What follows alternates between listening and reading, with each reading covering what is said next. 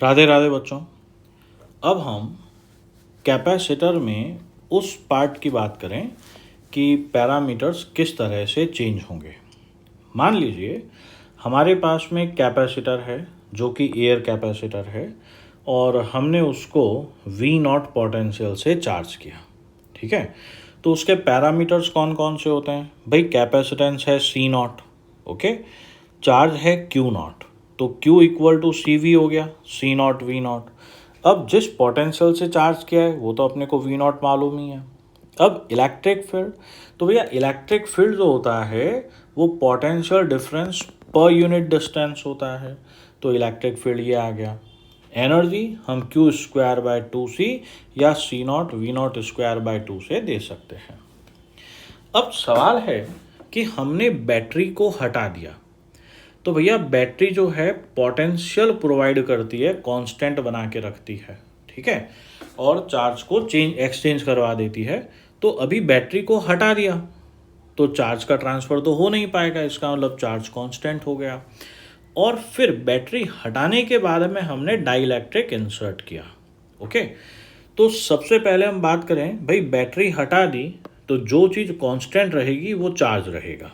Battery disconnect करने के बाद में चार्ज कांस्टेंट हो गया।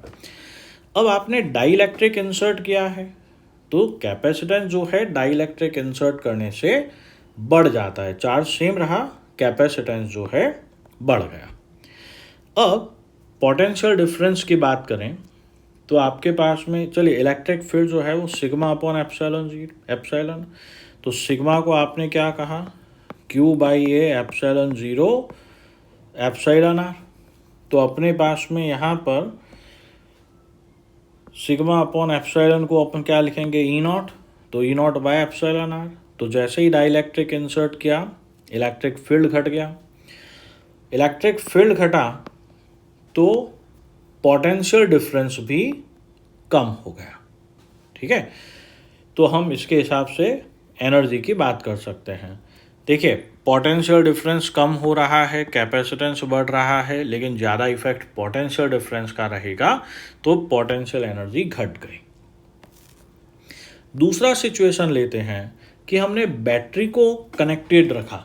जब बैटरी कनेक्टेड है मतलब पोटेंशियल डिफरेंस कांस्टेंट रहेगा, और फिर डाइलेक्ट्रिक डाल रहे हैं। तो सबसे पहली बात, बैटरी कनेक्टेड है तो पोटेंशियल डिफरेंस सेम है, ठीक है। कैपेसिटेंस बढ़ेगा ही बढ़ेगा क्योंकि डाइलेक्ट्रिक इंसर्टेड है, तो पोटेंशियल डिफरेंस कांस्टेंट है, कैपेसिटेंस बढ़ रहा है तो Q equal to C V होता है। तो कैपेसिटेंस बढ़ रहा है तो प्लेट्स के ऊपर चार्ज भी बढ़ गया।